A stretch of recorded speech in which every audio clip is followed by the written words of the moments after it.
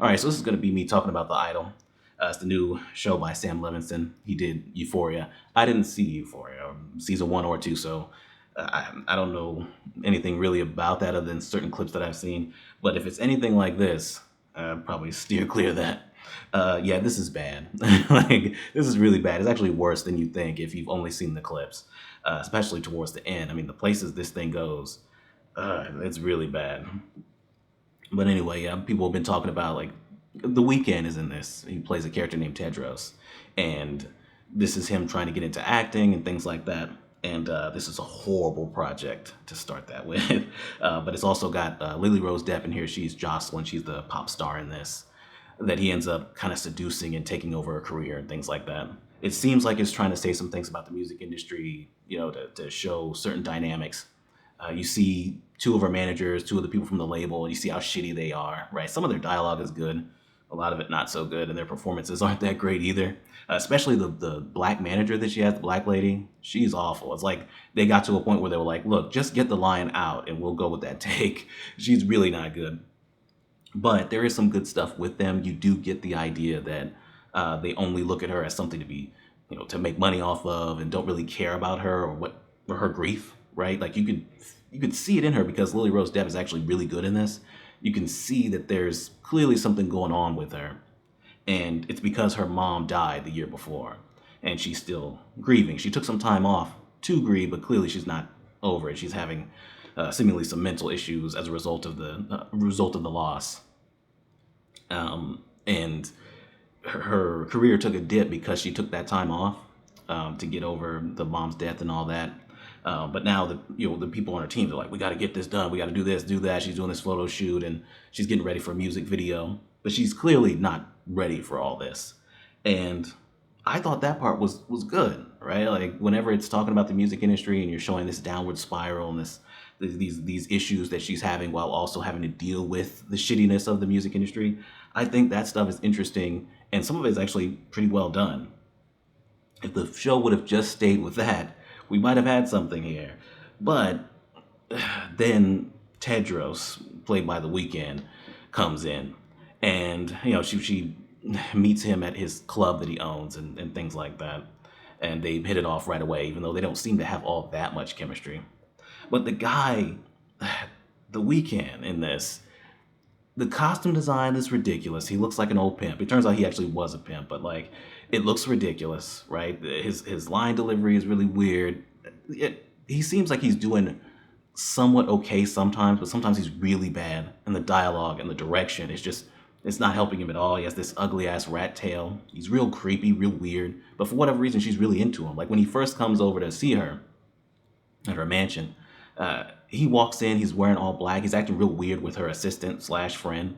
He walks in all slow and it's like he's the Phantom of the Opera. It's really weird. Then you have like the seductive things that I guess he's supposed to be doing to her, right? Where he whispers in her ear and things like that. And it's always really awkward. It's played for serious. It's always really awkward and actually comes off as funny.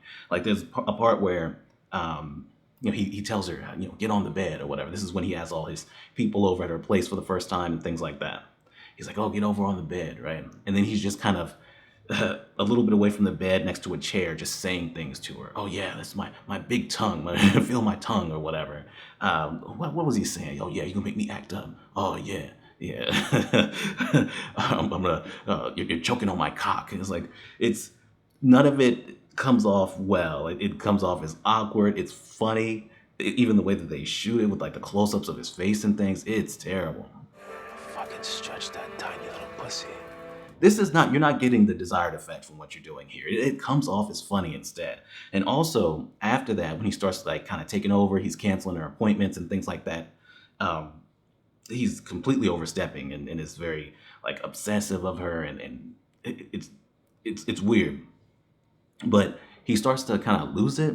Like he takes her shopping a bunch of times, even though she's supposed to be working on music. And there's a guy there and he's not doing anything. And then he just goes off on him. And this clip went around. It's awful. It's one of the worst line deliveries from The Weeknd. It comes off as comical. It's not intimidating at all. I'm not. Let me catch you looking at her again. I'm sorry, Let I'm me not fucking sure. catch you looking at her again. I'll fucking drag you down Rodeo while your fucking ass just fucking Stomp your fucking curb stomping. I'm sorry. He also goes off on and slaps and fires her chef and things like that. And it's none of it is intimidating, right? You're supposed to feel tension. He's supposed to be an intimidating figure, and he never is. It kind of feels like The Weeknd is on SNL, and this is some kind of really bad sketch. It never comes off right at all with this character. But that's nothing compared to where it goes, right? So they're setting up this mystery with this character where he doesn't have where he goes by a different name than his actual name, and they're finding things out about him. They can't even figure out where he's from. The fuck is this guy? Sketchy as fuck. Well, what does he look like? He's a person of color. Are you saying he's black? You can say black. You're allowed to say black.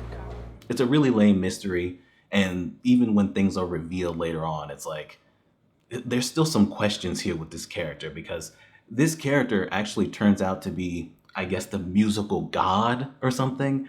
Like, he's giving Jocelyn pointers on her music and things like that, and you're thinking, okay, this is a thriller, like he's taking over, this is a bad thing.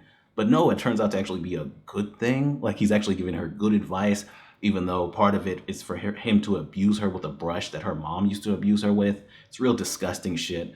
But the people around him, he has these people around him, was this dark-skinned brother with blonde hair, and this other girl that sings. I think her name was Chloe.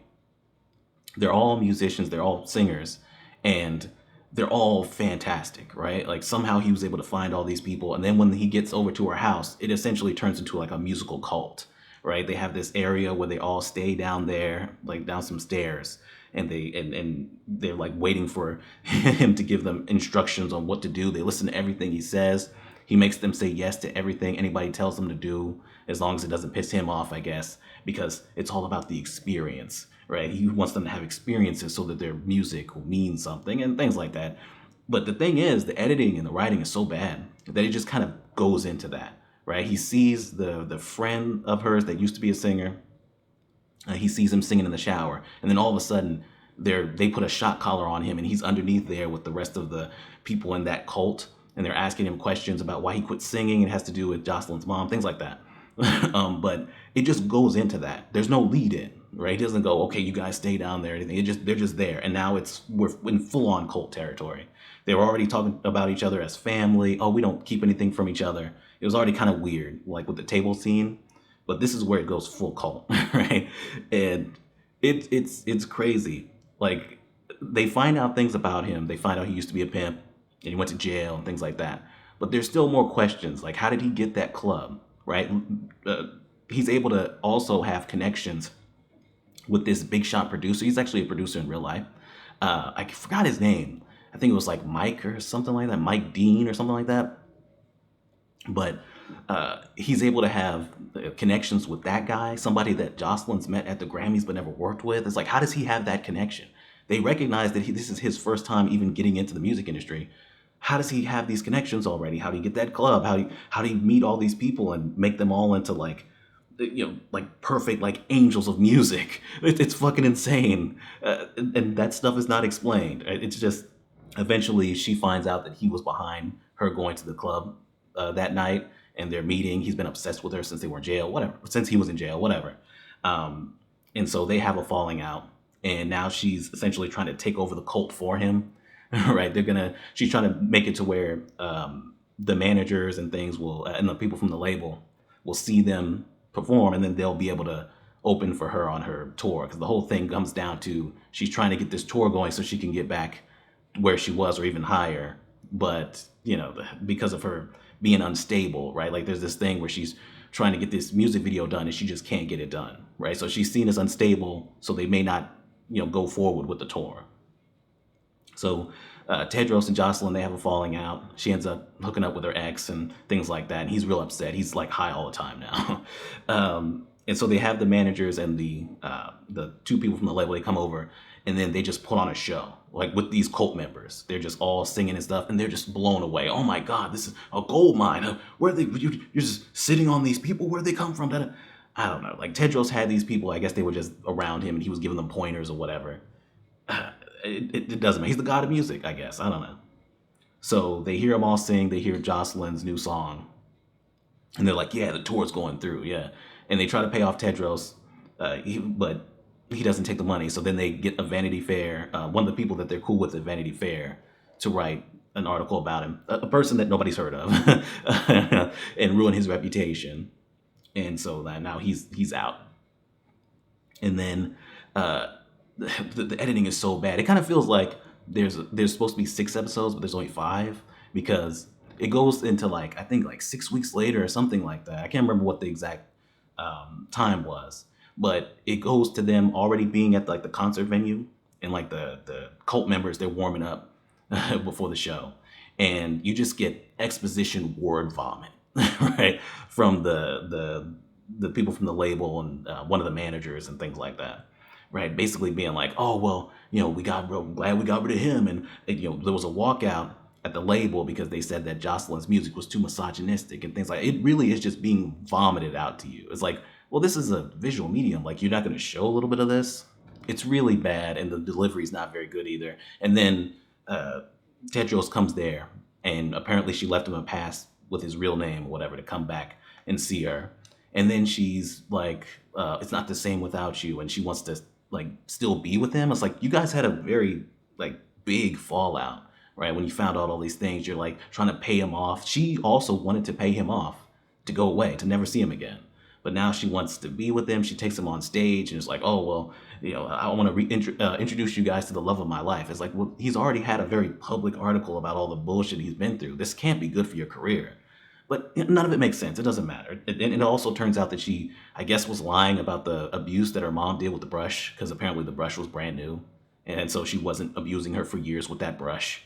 It's just like, so I guess she was the villain all along. It's like, well, you didn't really set that up enough. Each episode still feels really long, but there's so many holes, and it's written terribly. It kind of feels like a number of things just put together, like, criticisms of the music industry and how shitty it can be and how shitty the people in it are. The stress of being in the music industry, the stress of being I believe she was a child star at one point and having a really overbearing mother as a result of that. But it also kind of wants to be a thriller with Tedros, where like, oh, Tedros is dangerous and what's really going on with him? He's so mysterious. But then it's also a cult movie, or like a cult show where this guy's putting together this cult, and there's so much going on. Is it about exploitation? There's definitely some aspects of it, but the show also exploits the actors and actresses in it. That brother, that dark-skinned brother, he's like always shirtless and grinding on somebody.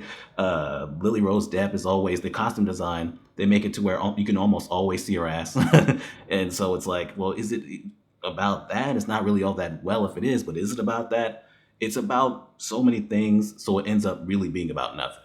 I will leave you off with the thing that I like the most, or the moment, I guess, that I like the most. So you have this guy, I think his name was Mike Dean, the producer guy. Tedros is somehow able to get him to come in and help work on Jocelyn's song. And so they're working on the song. One of the parts she's not getting right? She needs to be in the right headspace or whatever. So Tedros is like, I got this. And so he blindfolds her, pulls her pants down, starts feeling on her. And then he's like, whispering nonsense in her ear like he's done before. If you don't come, then they won't come, or something like that. He's saying like utter nonsense. And you get reactions from the people in the room, right? Because everybody's still in the room with them. And, it goes to the manager lady, the black lady. She's all serious. So is the assistant / friend, right? This is supposed to be tense. And then it goes over to the mic producer, and he just looks over at the other guy, and they both just start laughing. And I was like, finally, somebody's reacting to this utter, like, ridiculous, nonsense that's happening around them. It's just, that was kind of refreshing. I was laughing too, so we had the same reaction, right? It is nice to have a moment where people actually are acting realistically with all this stuff going on. Yeah, it's worse than you could really think it being. I think it's one of the worst shows I've maybe ever seen, at least when it comes to like writing and where the plot goes and things like that. It's really embarrassing for everybody involved. And yeah, it gets parody level bad, and it is so bad it's funny at times, but it not all the time though. I wouldn't recommend anybody watch this even to laugh at it. Maybe certain scenes, right? Like you can pick out certain scenes from certain episodes, but not the whole thing. This This is atrocious. Like everybody, legitimately everybody involved should be embarrassed. But anyway, that's the idol. It sucks. Like everybody's already saying. And yeah, that's it. Subscribe and we're done.